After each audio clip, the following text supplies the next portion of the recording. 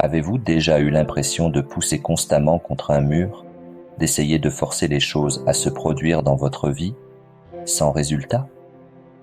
Nous avons tous connu des moments où, malgré tous nos efforts, la vie semble résister.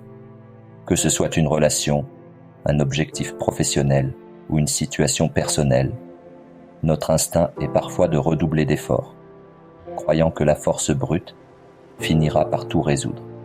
Mais les stoïciens nous enseignent une autre voie, une approche qui repose sur l'acceptation et la sagesse. Épictète disait « Ne demande pas que les choses arrivent comme tu le veux, mais souhaite qu'elles arrivent comme elles arrivent, et tu prospéreras toujours. » Dans cette vidéo, nous allons explorer ensemble 10 étapes clés pour cultiver cette sagesse stoïcienne et apprendre à laisser les choses arriver naturellement et sereinement. Commençons directement avec la première étape, trouver la joie dans les choses simples. Numéro 1. Trouver la joie dans les choses simples. Vous êtes-vous déjà demandé pourquoi, malgré tous nos efforts pour atteindre des objectifs grandioses, la satisfaction semble parfois nous échapper?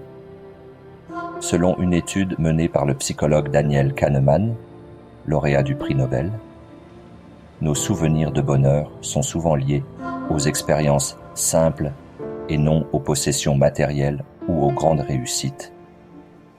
Ces instants d'épanouissement, bien que modestes, jouent un rôle clé dans notre capacité à lâcher prise et à avancer sereinement. Apprendre à savourer la simplicité est une étape fondamentale, car cela nous prépare à aborder des notions plus profondes comme la gratitude ou la gestion des attentes. En s'ancrant dans ces moments simples, nous créons une base solide pour comprendre qu'il n'est pas nécessaire de forcer les choses pour ressentir la plénitude. Mais réfléchissez un instant. Combien de fois dans votre journée passez-vous à ignorer un instant de calme ou un moment agréable, trop absorbé par vos plans ou vos préoccupations? Par exemple, avez-vous déjà négligé une belle conversation, un rayon de soleil ou même une pause bien méritée, parce que vous vous focalisiez uniquement sur ce que vous n'avez pas encore accompli? Pourtant, en nous concentrant sur les choses simples, comme un bon repas, un sourire sincère ou un moment de silence dans la nature, nous commençons à comprendre que la vie n'a pas besoin d'être forcée pour être appréciée. Ne pas forcer, c'est aussi reconnaître la richesse des choses simples. Marc Aurèle nous rappelle « Très peu de choses sont nécessaires pour mener une vie heureuse. Tout est en toi dans ta façon de penser. » En apprenant à trouver la joie dans les plaisirs simples, vous préparez le terrain pour la prochaine étape, l'art de la gratitude, où nous explorerons comment cette pratique peut transformer votre perspective sur la vie et sur ce que vous considérez comme essentiel. Restez avec nous, car le meilleur est à venir. Numéro 2. L'art de la gratitude. Vous êtes-vous déjà demandé pourquoi certaines personnes semblent trouver du réconfort et de la sérénité, même dans les moments difficiles? Après avoir découvert la joie des choses simples, il est naturel de se demander comment pouvons-nous prolonger ce sentiment et le transformer en une attitude durable. C'est là qu'intervient l'art de la gratitude. La gratitude est bien plus qu'un simple merci. Elle nous invite à reconnaître et apprécier ce que nous avons, même lorsque les choses ne se déroulent pas comme prévu. Imaginez ceci.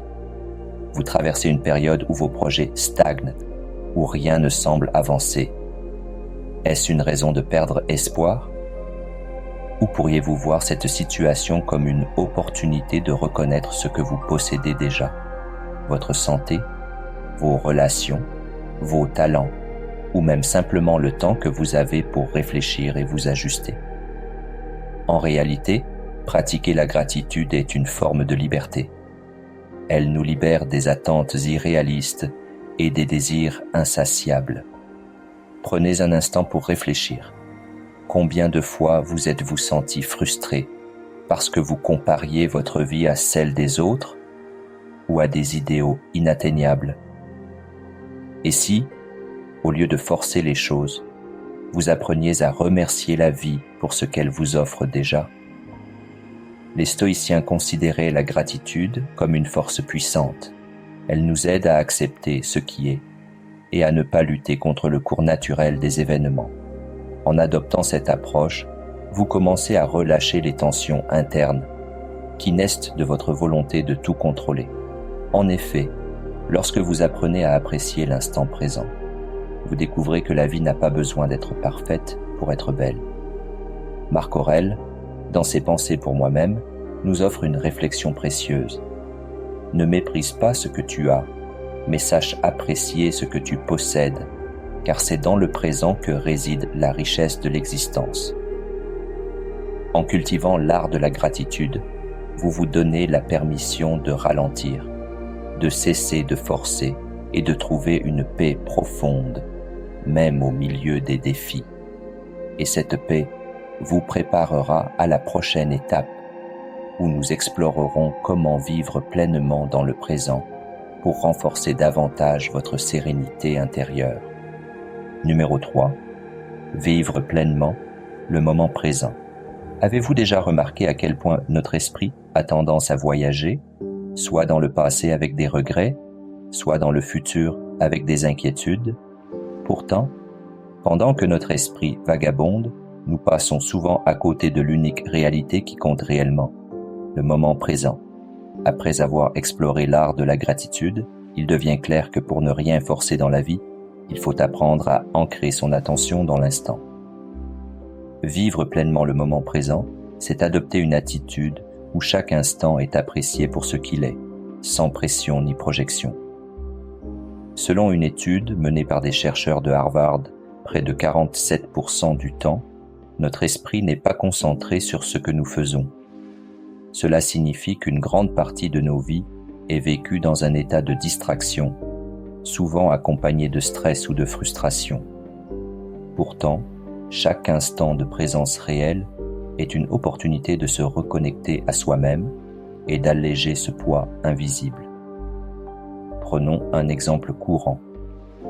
Lorsque vous êtes en train de partager un repas avec des proches, combien de fois êtes-vous pleinement présent? Ou bien, êtes-vous tenté de vérifier votre téléphone, de penser aux tâches du lendemain, ou même de revivre une conversation passée? Que se passerait-il si, au lieu de céder à ces distractions, vous vous engagiez pleinement dans cet instant, savourant la nourriture, écoutant attentivement les paroles et ressentant la chaleur de la connexion humaine?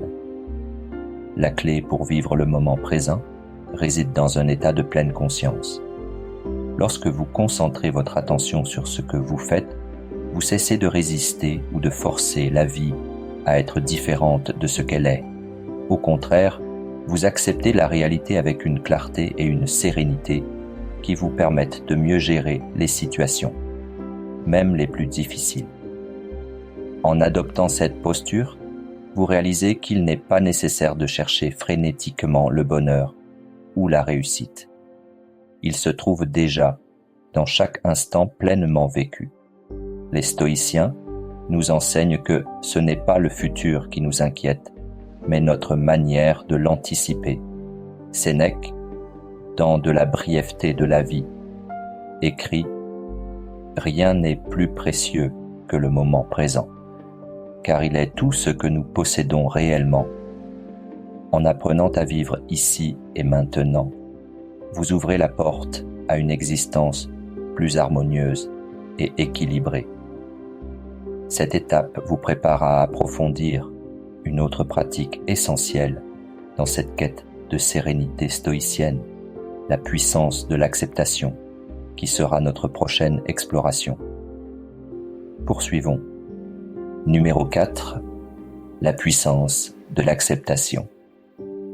Vous êtes-vous déjà demandé pourquoi certaines situations, même hors de votre contrôle, continuent de vous frustrer ou de vous inquiéter?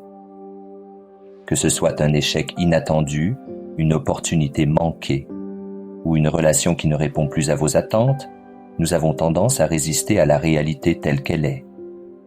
Pourtant, cette résistance ne fait qu'amplifier notre souffrance. Et si l'acceptation était la clé pour avancer avec sérénité? Dans le segment précédent, nous avons exploré l'importance de vivre pleinement le moment présent. Cette pratique nous aide à nous ancrer dans la réalité et à apprécier ce qui est. Mais pour véritablement ne rien forcer dans la vie, il faut aller plus loin. Il faut apprendre à accepter ce que nous ne pouvons pas changer. L'acceptation, dans son essence, n'est pas de la résignation, mais un acte de sagesse. Elle nous libère du fardeau inutile de lutter contre ce qui est hors de notre contrôle. Prenons un exemple concret. Imaginez que vous préparez depuis des mois un projet professionnel important, mais qu'un imprévu vient tout bouleverser, annulant vos efforts. Que faites-vous? Vous pourriez passer des semaines à ressasser la situation, en colère ou amère, ou bien choisir de l'accepter pour ce qu'elle est. Cette acceptation vous permettrait de réorienter votre énergie vers ce que vous pouvez réellement changer, vos prochaines actions. Comme l'a démontré une étude publiée dans Psychological Science, les personnes qui acceptent leurs émotions et les événements négatifs sans jugement ont tendance à ressentir moins de stress et à mieux rebondir après des épreuves. Mais concrètement, comment accepter ce qui semble inacceptable? Posez-vous cette question. Est-ce que ma résistance à cette situation améliore réellement les choses? Souvent, la réponse est non. En adoptant une posture d'acceptation, vous gagnez en clarté et en force intérieure. Par exemple, plutôt que de lutter contre la perte d'une opportunité, demandez-vous ce que vous pouvez apprendre de cette expérience. L'acceptation transforme les obstacles en enseignement. En pratiquant cette puissance de l'acceptation, vous réalisez que forcer les choses ou vouloir tout contrôler ne mène qu'à plus de frustration. Au contraire, lâcher prise et accueillir la vie telle qu'elle est vous permet de préserver votre énergie et d'avancer avec plus de légèreté. Comme l'enseigne Marc Aurèle dans Pensée pour moi-même. Si vous êtes troublé par une chose extérieure, ce n'est pas elle qui vous perturbe, mais le jugement que vous portez sur elle, et vous avez le pouvoir de révoquer ce jugement immédiatement. En intégrant cette sagesse stoïcienne, vous serez prêt à aborder la prochaine étape essentielle, apprendre à lâcher prise, une pratique qui approfondira encore davantage votre cheminement vers une vie en harmonie avec vous-même. Numéro 5. Apprendre à lâcher prise. Pourquoi est-il si difficile de lâcher prise? Qu'il s'agisse d'un objectif inatteignable, d'une relation toxique ou même d'une erreur que nous regrettons profondément, nous nous accrochons souvent à ces éléments, pensant que les contrôler ou les retenir nous apportera un sentiment de sécurité ou d'accomplissement. Pourtant, plus nous nous agrippons, plus nous nous éloignons de la paix intérieure. Alors, comment apprendre à lâcher prise sans pour autant abandonner ce qui compte réellement? Dans le segment précédent, nous avons exploré la puissance de l'acceptation et sa capacité à nous libérer de la souffrance inutile. Mais accepter la réalité ne suffit pas toujours. Lâcher prise est l'étape qui suit. C'est l'action de se délester volontairement du poids des attentes irréalistes et des attachements qui ne nous servent plus. Comme le rappelle un principe fondamental du stoïcisme, nous devons distinguer ce qui dépend de nous de ce qui ne dépend pas de nous. En d'autres termes, lâcher prise, c'est aussi reconnaître nos limites et embrasser notre humanité. Prenons un instant pour réfléchir. Combien de temps passons-nous à ruminer des situations passées ou à nous inquiéter pour des choses sur lesquelles nous n'avons aucun contrôle? Par exemple, avez-vous déjà été obsédé par l'idée de corriger une erreur, même lorsque les conséquences étaient déjà en place? Cette tension constante n'apporte ni résolution ni répit. Une étude menée par des chercheurs de l'Université de Californie a montré que les individus capables de lâcher prise sur des échecs passés développent une plus grande résilience émotionnelle et une meilleure capacité à se concentrer sur leurs priorités actuelles. Alors, comment appliquer cela dans la vie quotidienne? La prochaine fois que vous vous retrouvez à vous accrocher à une pensée ou une situation stressante, posez-vous cette question. Qu'est-ce que je gagne en m'accrochant à cela? Si la réponse est rien ou davantage de souffrance, donnez-vous la permission de relâcher cette prise. Par exemple, si un projet professionnel n'a pas abouti malgré vos efforts, au lieu de vous obstiner à analyser chaque détail ou à blâmer les circonstances, détournez votre énergie vers un nouveau défi. Lâcher prise, c'est rediriger votre focus vers ce qui peut encore grandir et prospérer. En pratiquant l'art du lâcher-prise, vous constaterez rapidement un changement significatif. Vous ressentirez moins de pression à tout contrôler et vous permettrez à la vie de suivre son cours naturel. Ce n'est pas un abandon, mais une preuve de sagesse et de force intérieure. Épictète nous enseigne d'ailleurs: ne demande pas que les choses arrivent comme tu le veux, mais veux qu'elles arrivent comme elles arrivent, et tu prospéreras toujours. Lâcher prise ouvre la porte à une liberté émotionnelle inestimable. Une fois que vous vous libérez de l'attachement excessif, vous êtes en mesure de redécouvrir une ressource essentielle, la solitude constructive. Dans le prochain segment, nous explorerons comment apprécier la solitude peut renforcer votre esprit et vous rapprocher de vous-même. Numéro 6. La solitude constructive. Pourquoi est-il si difficile de rester seul avec soi-même? Nous vivons dans un monde où la distraction est omniprésente et où la solitude semble synonyme de vide ou de manque.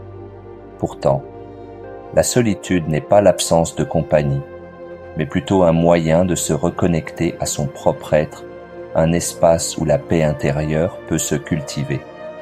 Après avoir appris à lâcher prise, le prochain pas est d'apprécier le silence. Ce n'est qu'en étant seul, sans bruit extérieur, que nous pouvons vraiment ressentir la liberté de l'esprit. Le moment où l'on cesse de courir après des distractions et où l'on se donne la permission d'être avec soi-même, sans jugement, sans pression. C'est là que commence la transformation. La solitude constructive est un outil puissant de ressourcement personnel. Elle nous permet de faire une pause, de réfléchir sur nos choix et de prendre du recul sur nos émotions. En l'absence de stimuli extérieurs, nous retrouvons notre centre et pouvons clarifier ce qui est essentiel pour nous, sans le tumulte du quotidien. Penses-tu parfois que tu as besoin de toujours être entouré pour te sentir complet? Combien de fois as-tu redouté ces moments où tu te retrouves seul, sans distraction?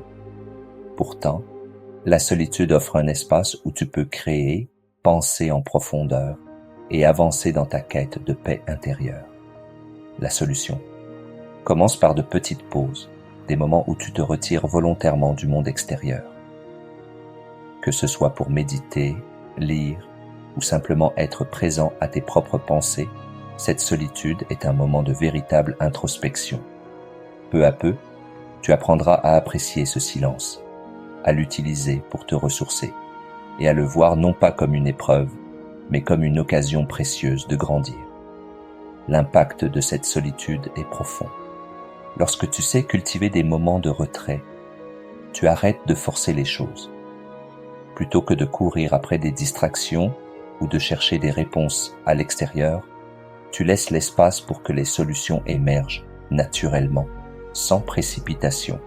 C'est un des principes fondamentaux du stoïcisme.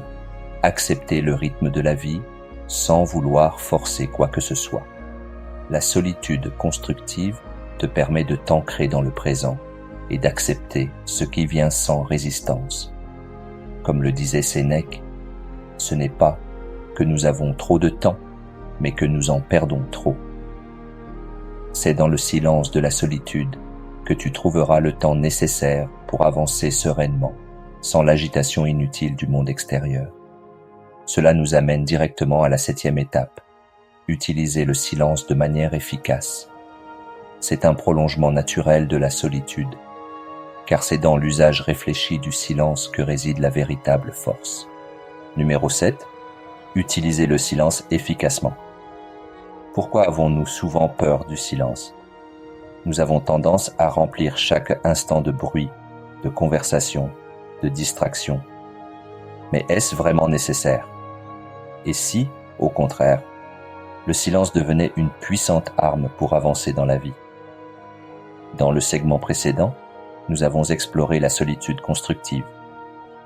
Cette solitude nous permet de nous retrouver, de prendre du recul et de clarifier nos pensées. Mais une fois que nous avons ce silence intérieur, il est crucial de l'utiliser de manière efficace. Le silence n'est pas qu'une absence de bruit. Il peut être un espace précieux où les idées se forment, où les décisions mûrissent, où le calme devient une force. C'est dans ce silence que nous pouvons véritablement écouter, non seulement ce qui se passe autour de nous, mais surtout ce qui se passe en nous. C'est un espace qui permet à l'esprit de se concentrer, de se recentrer et de s'aligner avec ce qui est vraiment important. Te sens-tu parfois obligé de répondre immédiatement, de dire quelque chose, même quand il n'y a pas de nécessité? Ce réflexe de remplir chaque silence par une parole, une réaction ou un geste est courant dans notre monde moderne. Pourtant, il existe une grande puissance dans le fait de rester silencieux, de ne pas répondre immédiatement, de laisser les choses se poser avant de réagir. La solution ? Apprendre à maîtriser cette impulsion. Lorsque tu es confronté à une situation où l'on attend de toi une réponse rapide, prends un moment pour respirer, pour observer, pour écouter profondément avant de parler. Ce temps d'arrêt, ce silence choisi, te permet d'agir avec plus de clarté, de discernement et de sagesse. L'importance de cet usage du silence est cruciale pour ne rien forcer dans la vie. Lorsque tu te sens pressé de réagir, de donner une réponse immédiate ou de chercher une solution à tout prix, tu risques de te précipiter dans des actions non réfléchies.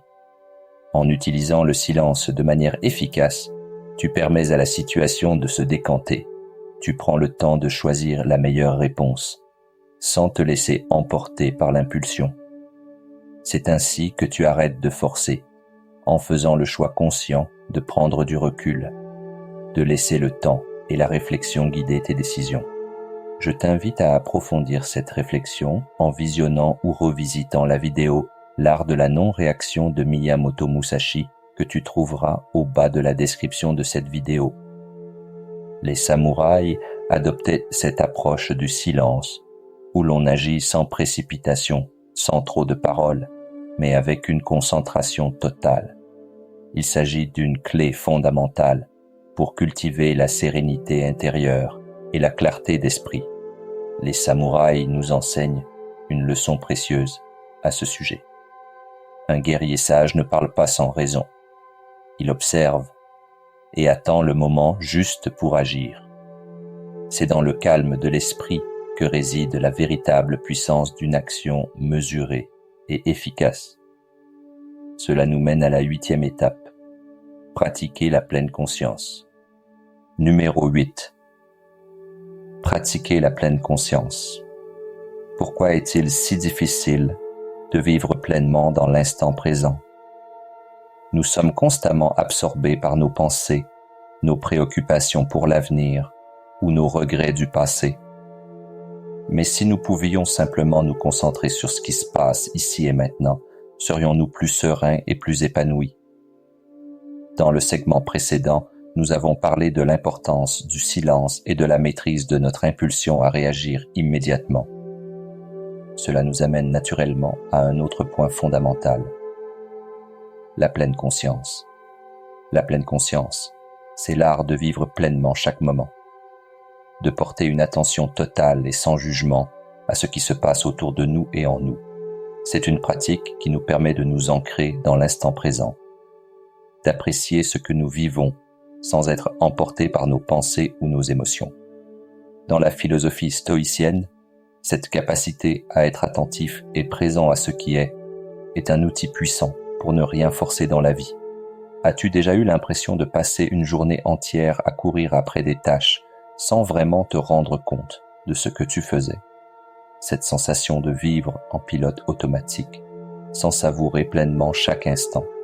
Si oui, c'est que tu n'as pas pratiqué la pleine conscience. La solution est simple. Commence par des moments courts de pleine attention. Lorsque tu manges, sois pleinement présent à chaque bouchée. Lorsque tu parles avec quelqu'un, écoute réellement, sans penser à ce que tu vas dire ensuite.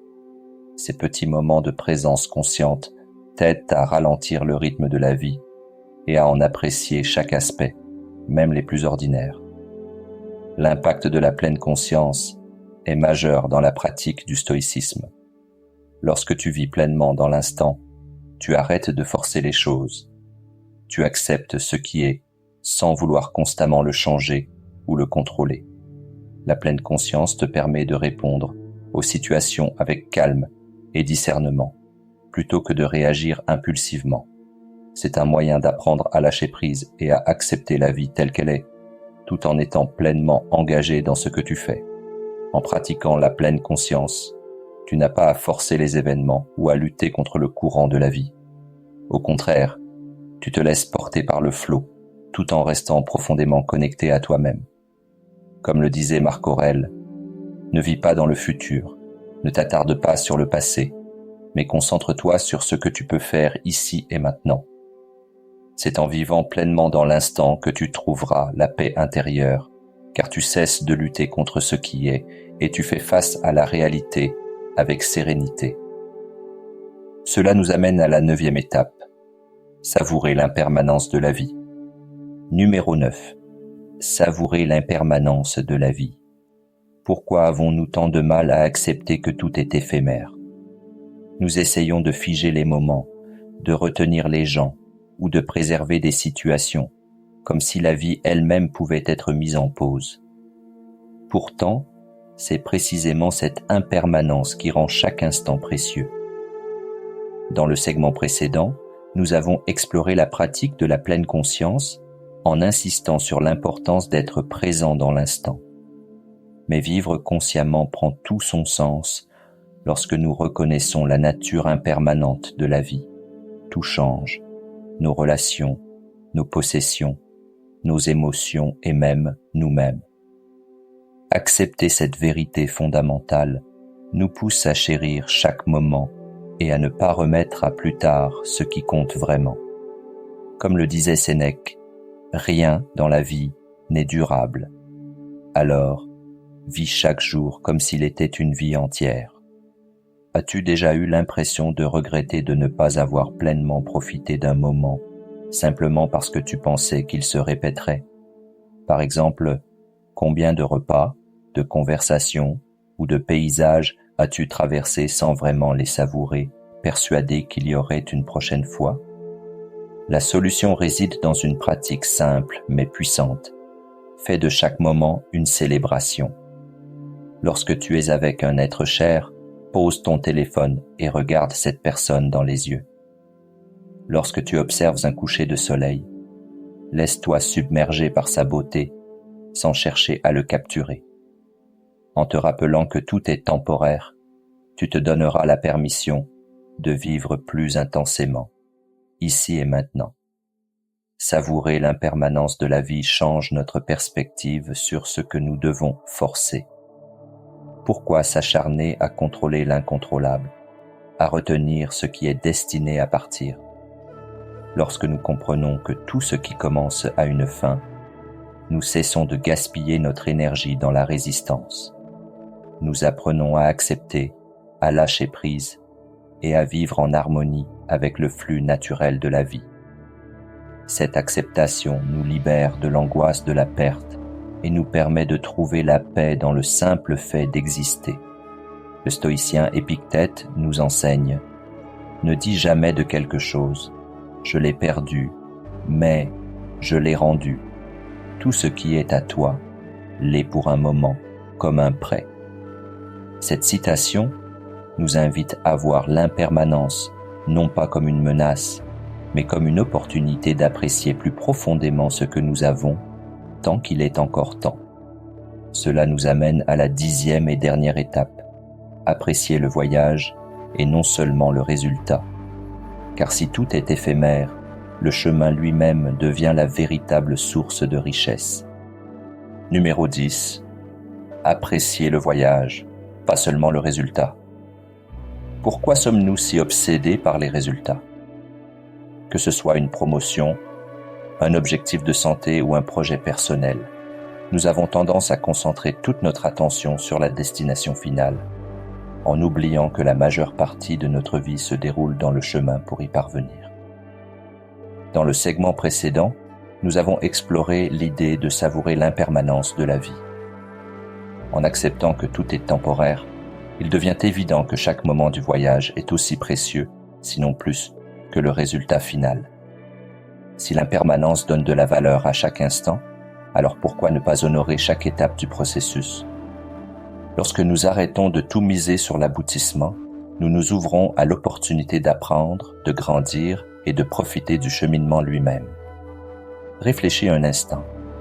Combien de fois as-tu repoussé ton bonheur, pensant que tu ne serais satisfait que lorsque tu atteindrais un certain objectif?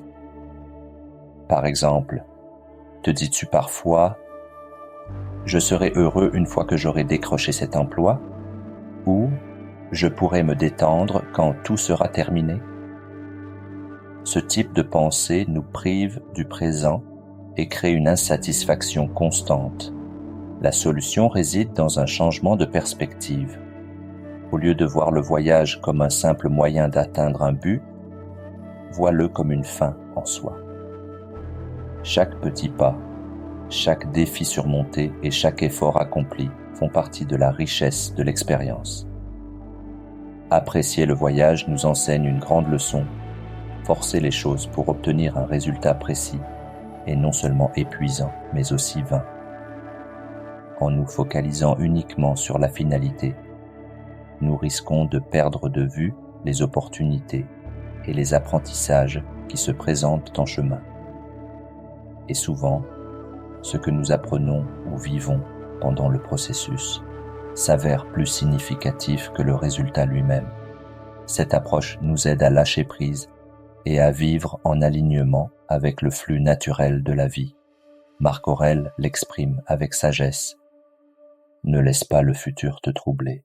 Tu y arriveras si tel est ton destin, en employant la même raison qui te guide dans le présent. Cette citation nous rappelle que l'essentiel n'est pas d'atteindre une destination, mais de vivre pleinement chaque instant qui nous y conduit. Dans notre conclusion, nous ferons un retour rapide sur ces principes pour t'aider à les intégrer dans ton quotidien. Mais avant cela, prends un moment pour réfléchir. Comment pourrais-tu, dès aujourd'hui, réorienter ton attention sur le voyage et non sur le résultat? En conclusion, tout au long de cette vidéo, nous avons exploré 10 principes essentiels pour cesser de forcer dans nos vies et embrasser une existence plus fluide, plus alignée avec les lois naturelles du stoïcisme. Nous avons commencé par redécouvrir la joie dans les choses simples et la puissance de la gratitude. Des outils puissants pour ancrer notre esprit dans la simplicité et la satisfaction. Nous avons ensuite appris à vivre pleinement le moment présent et à accepter ce qui ne peut être changé. 2 étapes cruciales pour cultiver une paix intérieure durable. L'art de lâcher prise nous a montré que moins nous nous accrochons, plus nous gagnons en liberté. Dans la seconde moitié, nous avons plongé dans des pratiques introspectives comme la solitude constructive, le silence et la pleine conscience qui nous permettent d'explorer nos pensées et d'agir avec intention. Finalement, nous avons découvert comment savourer l'impermanence de la vie et apprécier le voyage plutôt que de rester fixé sur les résultats. Pour appliquer ces principes concrètement, commence par intégrer de petites actions au quotidien. Prends quelques instants chaque matin pour exprimer ta gratitude. Trouve des moments de silence pour clarifier ton esprit et rappelle-toi que chaque étape de ton chemin est une opportunité, pas une contrainte. Comme nous le rappelle Épictète, ne demande pas que les choses arrivent comme tu le veux, mais veuille qu'elles arrivent comme elles arrivent, et tu seras heureux. En adoptant cet état d'esprit, tu découvriras qu'il n'est pas nécessaire de forcer quoi que ce soit. La vie trouve son équilibre naturel quand nous agissons avec sagesse et sérénité. Continuons ensemble ce chemin, chère famille. À toi d'appliquer ces clés dès aujourd'hui pour transformer ta perspective et vivre avec intention.